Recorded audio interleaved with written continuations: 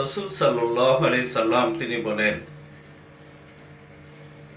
যারা পিতামাতার সেবা যত্ন করে জান্নাত কামাই করতে পারল না, যে তারা কোনোদিন জান্নাতে যেতে পারবে না।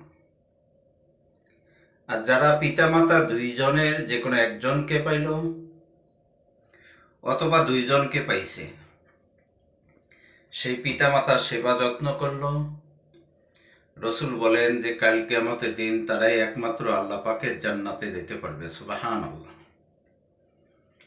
এখন আমাদের সমাজে কিছু মানুষ আছে, কিছু যুবক ভাইরা আছে, বাবারা আছে, মা বাবার সেবা যত্ন করে না, মা বাবাকে ভালোবাসে না, কিন্তু তারা কোনো নামাজ পড়ে, 5 ওয়াক্ত নামাজ পড়ে, টাকাওয়ালা পয়সাওয়ালা, তাদের টাকা হইছে পয়সা হইছে, কিন্তু মা বাবার সাথে তাদের ভালো কোনো সম্পর্ক নেই।